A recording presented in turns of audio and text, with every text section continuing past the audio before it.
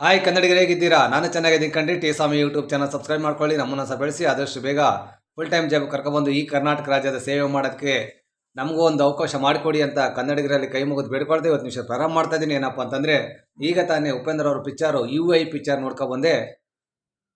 ಆ ಪಿಕ್ಚರ್ ನೋಡ್ಕೊಬಂದು ಆ ಪಿಕ್ಚರ್ ಬಗ್ಗೆ ನಾನು ಮಾತಾಡ್ತಾ ಇದ್ದೀನಿ. ಕನ್ನಡಿಗರೇ, UI ಸಿನಿಮಾ ಏನಿದೆಯಲ್ಲ, ತುಂಬ ಚೆನ್ನಾಗಿದೆ ರೀ, ಸೂಪರ್ ಆಗಿದೆ ರೀ, ಸಖತ್ತಾಗಿದೆ ರೀ. ನೋಡಿ, ನಾನು ಬಂದುಬಿಟ್ಟು ಸಿನಿಮಾ ನೋಡ್ಕೊಬಂದು ಇಷ್ಟು ದೊಡ್ಡ ಕಪ್ಪಲ್ಲಿ ಟೀ ಕುಡಿದೆ. ಯಾಕೆ ಗೊತ್ತಾ? ಬ್ರೈನ್ ಹೀಟ್ ಆಗೋಗ್ಬಿಟ್ಟಿತ್ತು ನನಗೆ. ಅಂದರೆ ಆ ಉಪೇಂದ್ರ ಅವ್ರ ಸಿನಿಮಾ ನನಗೆ ಸಿಕ್ಕಾಬಟ್ಲೆ ಬ್ರೈನಿಗೆ ಕೆಲಸ ಕೊಡ್ತೀರಿ. ಸಖತ್ತಾಗಿದೆ ರೀ ಸಿನಿಮಾ, ಸೂಪರ್ ಆಗಿದೆ, ಹೋಗಿ ನೋಡಿ. ಆಮೇಲೆ ಹೇಳಿ ನಾನು ಏನು ಹೇಳಿದೆ ಅಂತ. ಅಂದರೆ ಇವತ್ತು ಈ ಸಿನಿಮಾದ ಪ್ರಾರಂಭದಿಂದ ಅಂತ್ಯದ ಕ್ಲೈಮ್ಯಾಕ್ಸ್ವರೆಗೂ ಫ್ರೇಮ್ ಟು ಫ್ರೇಮ್ ಸಖತ್ತಾಗಿ ತೆಗೆದಿದ್ದಾರೆ ಉಪೇಂದ್ರ ಅವರು. ಒಳ್ಳೆ ಮೆಸೇಜ್ ಇದೆ, ಸಖತ್ತಾಗಿದೆ ಸಿನಿಮಾ. ದರೋಡೆಕೋರ್ರೆ ದೊರೆಯಾದಾಗ ಅವನು ಯಾವ ಥರ ವ್ಯವಸ್ಥೆನ ಸರಿ ಮಾಡಬಲ್ಲ, ಒಳ್ಳೆ ಆಡಳಿತ ಕೊಡ್ತಾನ ಪ್ರಜಾಪ್ರಭುತ್ವ ವ್ಯವಸ್ಥೆಯಲ್ಲಿ ಅನ್ನೋದನ್ನು ಅಚ್ಚುಕಟ್ಟಾಗಿ ಈ ಜಾತಿ ಧರ್ಮ ವ್ಯವಸ್ಥೆ ಬಗ್ಗೆ ಅಚ್ಚುಕಟ್ಟಾಗಿ ಉಪೇಂದ್ರ ಅವರು ತೋರಿಸಿದ್ದಾರೆ. ಹೋಗಿ ನೋಡಿ, ಸಖತ್ತಾಗಿದೆ, ಸೂಪರ್ ಆಗಿದೆ. ನಾನು ಹೋಗಿ ನೋಡಿದೆ. ದರೋಡೆಕಾರರೇ ದೊರೆಯಾದಾಗ, ದರೋಡೆಕಾರರಿಗೆ ದೊರೆ ಮಾಡೋದು ಯಾರು? ನಾವು ಜನಗಳು. ಓಟ್ ಹಾಕೋದು ನಾವು ಜನಗಳು. ಕಳ್ಳನ್ನ, ದರೋಡೆಕಾರನ ದೊರೆ ಮಾಡ್ತೀವಿ, CM ಮಾಡ್ತೀವಿ, PM ಮಾಡ್ತೀವಿ. ಒಬ್ಬ ಕಳ್ಳನ್ನ, ಅವ್ನು ಕಳ್ಳ ಯಾವ ಥರ ಆಡಳಿತ ಕೊಡ್ಬೋದು? ಅವ್ನು ಒಳ್ಳೆ ಆಡಳಿತ ಕೊಡೋಕ್ಕೆ ಸಾಧ್ಯನಾ? ಇಲ್ಲ. ಹಾಗಾದರೆ ಅದು CM ಮಾಡಿದ್ದಾರು, ದರೋಡೆಕೋರನ್ನ ದೊರೆ ಮಾಡಿದ್ದಾರು ನಾವು ಜನಗಳು. ಓಟ್ ಹಾಕಬೇಕಾದ್ರೆ ಸ್ವಲ್ಪ ಯೋಚನೆ ಮಾಡಬೇಕು ಅನ್ನೋ ಸಂದೇಶವನ್ನು ಕೊಟ್ಟಿದ್ದಾರೆ. ಸೂಪರ್ ಆಗಿದೆ. ಆಮೇಲೆ ಅವ್ರ ತಾಯಿ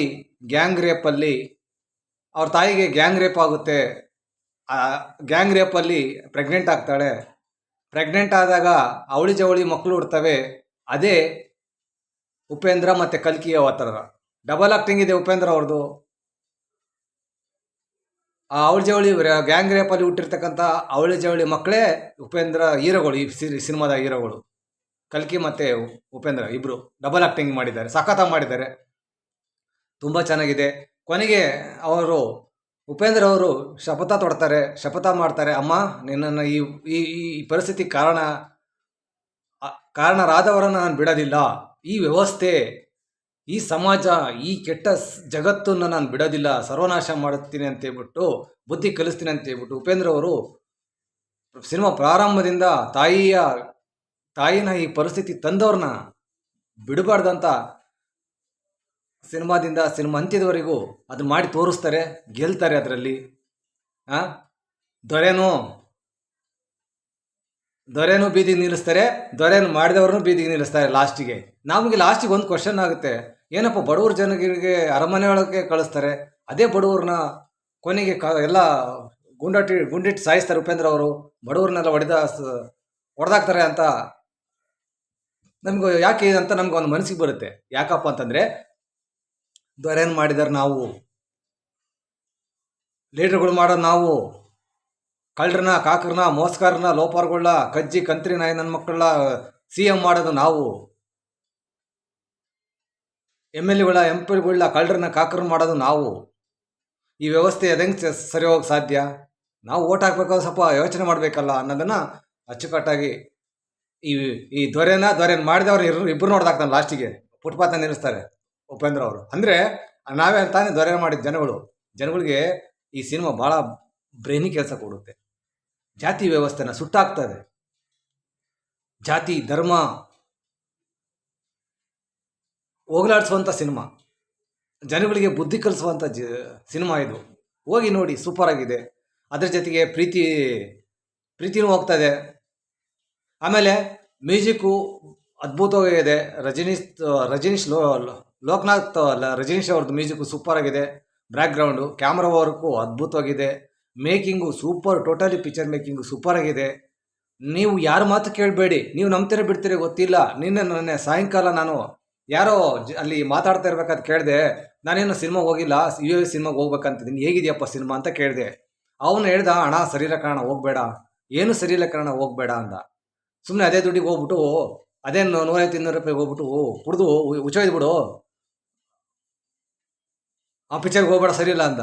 ನಾನು ಯಾವತ್ತಿಗೆ ಹೇಳಿಕೆ ಮಾತು ಕೇಳೋನಲ್ಲ. ನೀವಾಯ್ತು ಅಷ್ಟು ಹೇಳಿಕೆ ಮಾತು ಕೇಳೋಕೆ ಹೋಗಬೇಡಿ. ಇಂಥ ಒಳ್ಳೆ ಸಿನಿಮಾನ ಅವನು ರಾಂಗ್ ರಿವ್ಯೂ ಕೊಡ್ತಾ ಇದ್ದಾನೆ ಸಮಾಜದಲ್ಲಿ. ಇಲ್ಲ, ನಾನು ಜನರಲ್ಲಾಗಿ ಅವ್ರು ಕೇಳಿದೆ ಹೇಗಿದೆಯಪ್ಪ ಅಂತ ಕೇಳಿ, ನಮ್ಮ ಪದ್ಧತಿ ಅಲ್ವಾ ಸಿನಿಮಾ ಹೇಗಿದೆ ಅಂತ ಕೇಳೋದಕ್ಕೆ.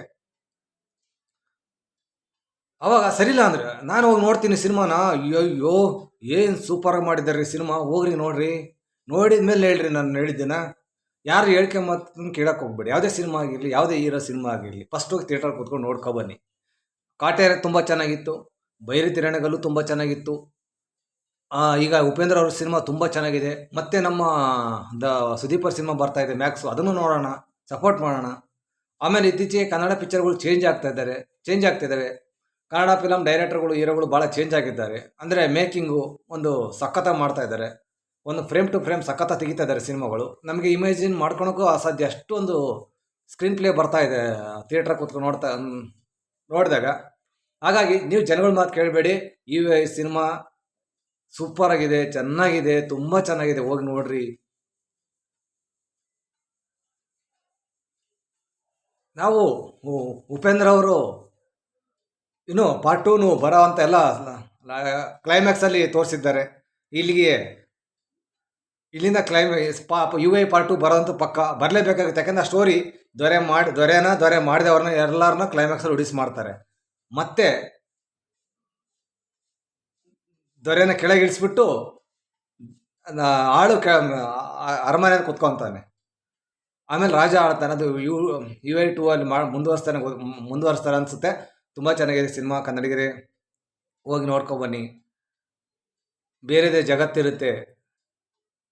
ಈ ಜಾತಿ ವ್ಯವಸ್ಥೆ, ಧರ್ಮ ವ್ಯವಸ್ಥೆ, ಅನಾಚಾರ, ಅತ್ಯಾಚಾರ, ಮೋಸ, ಇದನ್ನೆಲ್ಲ ಹೆಂಗೆ ಮಟ್ಟ ಹಾಕ್ತಾರೆ, ಹೆಂಗೆ ತೋರಿಸ್ತಾರೆ ಸಿನಿಮಾದಲ್ಲಿ ಅನ್ನೋದು ಹೋಗಿ ನೋಡಿದಾಗ ಗೊತ್ತಾಗುತ್ತೆ. ನಾನು ಹೇಳಿದ್ರಷ್ಟೇ ಅಲ್ಲ, ಹೋಗಿ ನೋಡ್ಬೇಕು ನೀವು. ಪ್ರತಿಯೊಬ್ಬರು ಕನ್ನಡಿಗರು ಈ ಸಿನಿಮಾ ನೋಡಲೇಬೇಕು. ನೀವು ಚೇಂಜ್ ಆಗ್ತೀರಾ. ನಾನು ಹೇಳಿದ್ನಲ್ಲ ನೋಡಿ, ಈ ಕಪ್ಪು ತುಂಬ ಟೀ ಕುಡಿದೆ ನಾನು. ಅಂದರೆ ನನ್ನ ಬ್ರೈನು ಸಿಕ್ಕಾಪಟ್ಟೆ ಕೆಲಸ ಕೊಟ್ಬಿಟ್ರು ಉಪೇಂದ್ರ ಅವ್ರು ನನ್ನ ಬ್ರೈನ್ಗೆ. ನಾರ್ಮಲ್ ಸಿನಿಮಾ ಅಲ್ಲ ಇದು,